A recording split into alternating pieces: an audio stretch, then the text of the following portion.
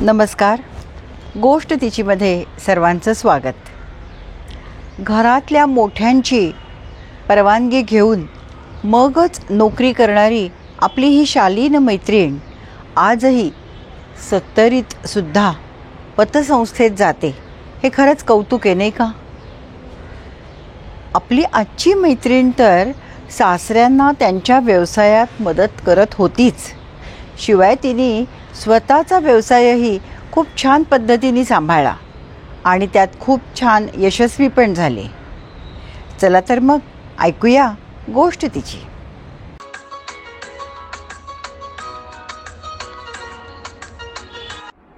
नमस्ते, स्वागत आहे गोष्ट तिचीमध्ये माधवी चाटुफळे यांचं. माधवी चाटुफळेंना तुम्ही कदाचित बरेच जण ओळखत पण असाल. पुण्यातल्या एका नामांकित विवाह संस्थेच्या त्या संचालिका आहेत.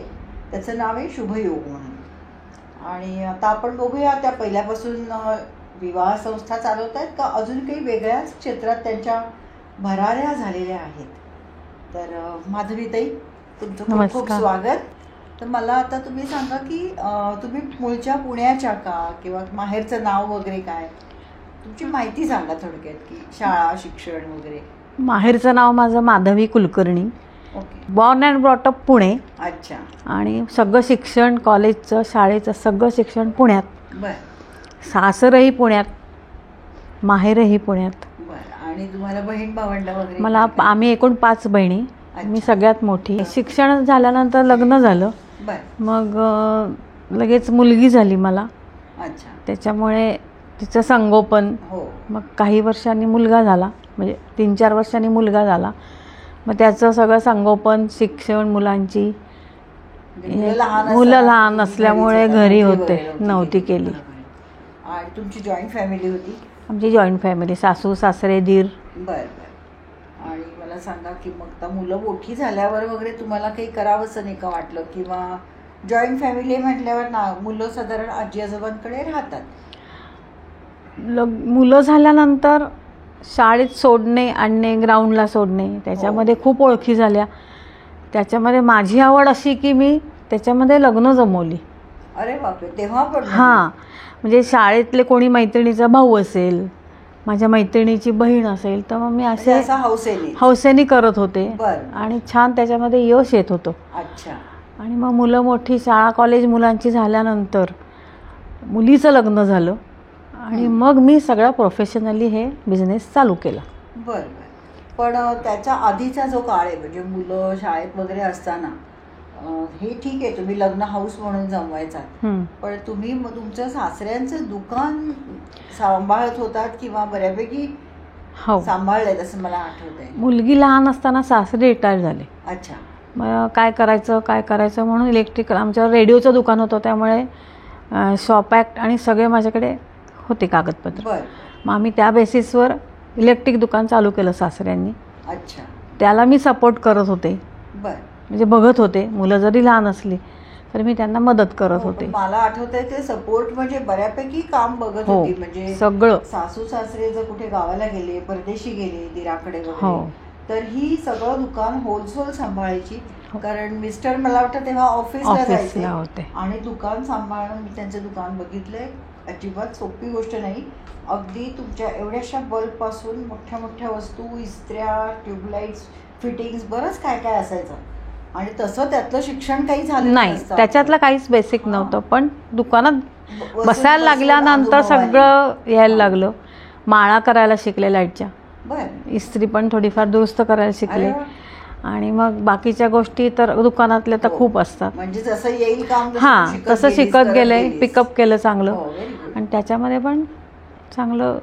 आणि मग तेव्हा तुला काही मोबदला वगैरे देत होते सासरे किंवा? नाही, मोबदला वगैरे काही नव्हता.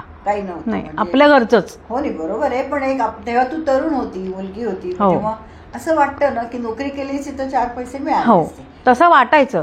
पण मुलगी लहान असल्यामुळे मी ते पुढचा विचार करूच शकले नाही. पण मोबदला नाही, कधीच नाही. हरकत नाही. शुभयोग. शुभयोग.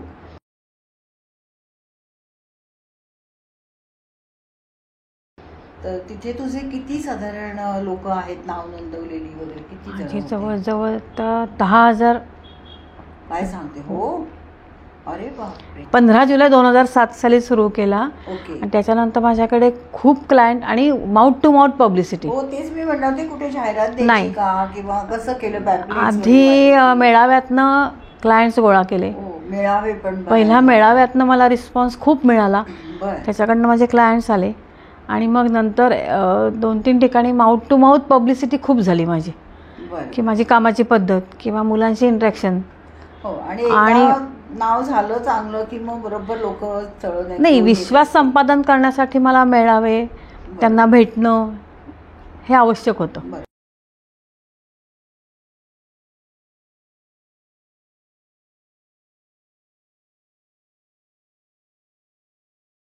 त्यांना काउन्सिलिंगची वगैरे हो, पण गरज असते का? काउन्सिलिंगची मुलींना गरज आहे, दोघांना करायची. दोघांनाही आहे. बरं. आणि कसं असतं, मुलांना काउन्सिलिंग का लागतं की त्यांना डिसिजन मेकिंग नसतो. नाही, आजच्या काळाची थोडी गरज पण नाही, आहे डिसिजन counseling. नुसती मुलं मुली बघायची पण कळत नाही आपल्याला काय. मग ते त्यांना समजून सांगायचं की ह्याच्यात काय वाईट आहे किंवा त्याच्यात काय चांगलं आहे.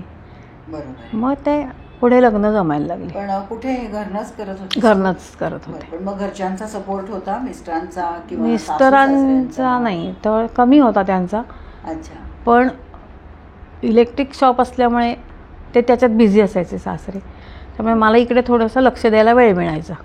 पण मग आणि तुमचं घर म्हणजे मोठं होतं हो, का? 3 Shop मजली, पण, हे पण? 3 मजली शॉप खाली, बरं. माझं मधल्या म्हणजे फर्स्ट फ्लोअरला, अच्छा. आणि वर बाकी घर? हां, बाकी घर. अच्छा अच्छा. म्हणजे तुला तशी सेपरेट जागा हो हो मिळाली होती हो हो, असं? सेपरेट म्हणजे रूम सारखीच, म्हणजे ऑफिसच. ऑफिस. हां, बरोबर आहे. लाईक ॲज ऑफिस म्हणजे ती रूम. बरोबर. आणि मग ते सगळं पैसे, हिशोब, फॉर्म सगळं मी. हो, सगळं.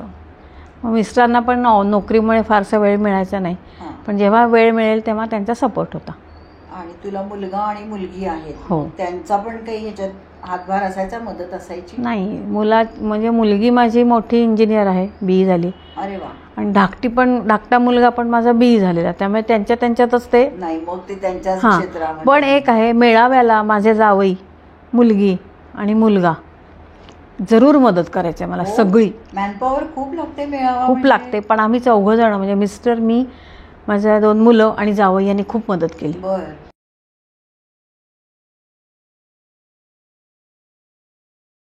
म्हणजे एंट्रीजला एंट्रन्सला आहे, मग मी एंट्रीच्या वेळेस मी त्यांना वेलकम करायला मी असायची, आणि मग पुढची प्रोसिजर हे मुलं करायची. बरं बरं.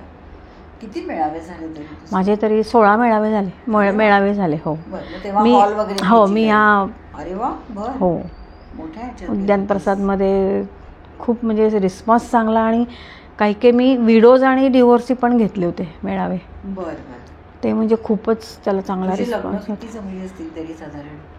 100च्या वर नक्की. काय बापरे. हो, मी काउंट नाही केलेत, पण खूप जमलेत. हो, यश तुला आलेलं आहे. आणि कसं 1 to 1 बोलल्यामुळे लोकांना एक विश्वास बसतो की नाही, ह्यांच्याकडे माहिती खरी मिळेल. आजच्या जे .com-वरचे जी स्थळं असतात ती फसवाफसवी खूप असते. नाही, पर्सनल टच नेहमीच चांगला असतो की तुला मुलगाही माहिती असतो, मुलगी पण माहिती असते, त्यांच्या घरचेही माहिती असतात, कुठली मुलगी किंवा मुलगी त्या घरात सर्वाईव्ह होईल, सूट होतील. ते माझ्या लक्षात येतं. बरोबर. मला सांग, आता ह्या सगळ्या तुझ्या इतके वर्षाच्या ह्याच्यामध्ये कामकाजामध्ये तुला सगळ्यात असं काही आनंदी क्षण किंवा कौतुक वाटलं किंवा खूप खुश झाली असं काही घटना आहे का? पहिलं लग्न जेव्हा माझ्याकडून जमलं तेव्हा मला अतिशय आनंद झाला. बरोबर. की आपण सक्सेसफुली आपलं एवढ्या कष्टाचं पहिलं लग्न जमलं, आणि लवकर जमलं ते, असं म्हणजे खूप काळ नाही गेला त्याच्यामध्ये. हां, सुरू केल्यापासून लगेचच जमलं, आणि मग सुरुवातच झाली. अरे वा. हां. आणि तू आता म्हणजे 101 नक्की अगदी नक्की जमली. आणि तसंच तुला काही खटकलेली गोष्ट आहे का? खटकली अशी काही वगैरे सगळे रितसर भरायचे हो, का? पहिले पैसे नाही. कधी काय झालं की मी लोकांना नंतर लोक म्हणायचे की आम्ही नंतर पैसे देतो, पण मी त्या पैशाकडे कधी बघितलं नाही. ठीक आहे, आत्ता नसतील तर नंतर द्या, अशा ॲटिट्यूडनी मी देत होते. पण नंतर मला त्याचे वाईट अनुभव आले. हो ना. लग्न ठरलं की लोक विसरून जातात आनंदात. असंही आहे. हो, आहे. आणि मी कधी अशी मागे लागली नाही. 1-2दा आठवण केली की मग नाही दिलं तर मी सोडून द्यायची.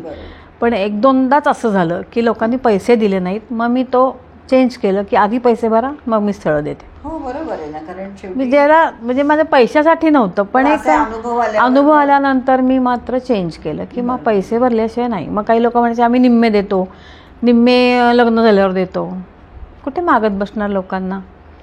पण नाही हां, पण ते लोकांना जरा असते मेंटॅलिटी. वर्षभराने त्याचं रिन्युअल असायचं का? 2 वर्षांनी ठेवलं होतं मी, कारण कोणाकोणाचं योग असतो नसतो. आणि लोकांना कसं मी बेसिकली सोशल वर्क म्हणूनच करत होते त्याच्यामुळे, आणि माझे पैसेही कमी होते. सुरुवातीची तुझी इच्छा मेन की हां सुरुवातीपासून तू करायची. हां, त्यामुळे असं मी कधी पैशाच्या मागे नाही लागले की इतके पैसे झाले पाहिजेत की इतके ह्या लोकांनी दिलेच पाहिजेत. पण जेव्हा मला अनुभव आला त्याच्यानंतर मी पैसे पाहिले आणि मग तुम्हाला. आणि मग आता तुझ्या ह्या स्टेजला तू समाधानी आहेस? अगदी समाधानी आहे. लोकांची लग्न खूप सक्सेसफुली झालेली आहेत, त्यांना आता मुलं बाळं आहेत आणि एकही डिवोर्स नाही किंवा भांडणं नाहीत त्या लोकांच्यात. हे मात्र त्यामुळे मी आनंदी आहे की आपण जमवलेली लग्न सक्सेस अजून चालू आहेत. हो, बेसिकली माउथ टू माउथ माझं जास्ती झालं. नाही, ही कामं अशीच असतात की त्यांना आवडलं की पटलं की मुख्य म्हणजे कामकाज की मग ते आपोआप येतात. हो, आता समजा तू हे नसतं केलं तर तुला काय करायला आवडलं असतं? मला नोकरी करायला आवडली असती. हो बर, म्हणजे तुझ्या रक्तात खरा व्यवसाय दिसतोय की आहे. व्यवसाय असा आला असता पण स्वतःचा आहे, म्हणजे इंटरफिअरन्स नको. हो, तर मला बिझनेस आवडला असता. बरोबर आहे, ॲज अ एक्सपिरियन्स स्वतःच. आणि नोकरीच्या व्यतिरिक्त काही करायला आवडलं असतं का? नोकरीच्या मी गाणं चांगली म्हणते. हो, सुगम संगीत. आता मी कराओके पण चालू केलंय, त्याच्यामध्ये सुद्धा शिकते मी. बरं, ते छान येते म्हणजे आता. अरे वा, चांगलं आहे. हो, आता त्याचा क्लास वगैरे कुठे असतो? आहे आमच्या, मी कोथरूडला राहते त्यामुळे तिथे आहेत क्लासेस आहेत. तर लोकांना ते इतरांना शिकवतात. असे अजून कराओकेचे बेसिक क्लासेस निघाले नाही आहेत. हौशी कलाकारांसाठी पण येतंय लोकांना, म्हणजे की नवीन असल्यामुळे. आणि सुगम संगीत म्हणजे साथीला पेटी किंवा तबला लागतो, तसं कराओकेला काही लागत नाही. तुम्ही सुरात ते बीट पकडलं की मग व्यवस्थित गाणं येतं. त्याच्यामुळे लहानपणी वगैरे शिकली होती? हो, माझ्या 2 परीक्षा झाल्या शाळेत. हो, अरे वा. पण नंतर नाही झाल्या, म्हणजे लग्न शिकणं. हां, म्हणजे शिक्षण लग्न. आता मी ते करते मात्र थोड्या जबाबदाऱ्या. हो, मुलांचं सगळं झाल्यानंतर, सासू सासऱ्यांची सेवा झाल्यानंतर मग माझं मी चालू केलं. कारण सासू सासरे बेड रिडन होते त्याच्यामुळे काहीच करता येत नव्हतं. जॉईंट फॅमिलीत तुमच्याकडे मला माहिती येणं जाणं खूप लोकांचं असायचं, उठता बसता. आणि सेंटर प्लेसला दुकान आणि घर असल्यामुळे खूप येणं जाणं अगदी अगदी. त्यामुळे ते सगळं सांभाळून आता मी माझी वेळ माझ्या स्वतःला देते. खूप चांगलं आहे, हे तर आवश्यक आहे. हो, आणि आहे त्यामुळे आवाजही आहे या अजून ह्या वयाला. नाही, एवढं काही तुझं अजून वय नाही, म्हणजे वय वाढलं की थोडासा फरक पडतो. यंग एज मध्ये जेवढा आवाज छान चढतो किंवा. आणि मला सांग, आता ही पुढची जी पिढी आहे त्याला तू काय सल्ला देशील किंवा काय तुझ्या सजेशन्स असतील? माझं सजेशन असं आहे की तुमच्या मनात जे आहे किंवा तुम्हाला जे करायचंय ते बिंदास करा आणि पुढे जा. आणि घरच्यांनी त्याला प्रोत्साहन दिलं. घरच्यांनी जशी काळ बदलेल तशी प्रोत्साहन दिलंच पाहिजे. आणि काळाप्रमाणे आपणही बदलायला पाहिजे. आपण बदलल्याशिवाय पुढची मुलं बदलणार नाहीत. बरोबर. त्यामुळे स्त्री अबला नाहीये. हो, माझा प्रश्न आहेच आता तुला की स्त्री म्हणजे तुझ्यामध्ये काय असेल एका शब्दात? अबला नाहीये, स्त्री काही करू शकते वेळ पडल्यानंतर. तिला फक्त ती जे काय करते ना त्याला प्रोत्साहन द्या. नाही, घरच्यांचं निस्वार्थीपणे प्रोत्साहन द्या. हे बेसिक बरोबर आहे. नाहीतर मग बाई काहीच करू शकत नाही. घरनं जर का सपोर्ट नसेल तर बाई काहीच करू शकत नाही. चांगलं आहे. गोष्ट तिची मध्ये तू आलीस आणि छान बोललीस. तुझ्या मनातल्या सगळ्या इच्छा पूर्ण होऊ देत. पुढच्या गाण्याच्या पण गोष्टी छान होऊ देत. खूप खूप धन्यवाद. Yes, thank you. अशाच प्रेरणादायी गोष्टी ऐकण्यासाठी बघत रहा गोष्ट तिची.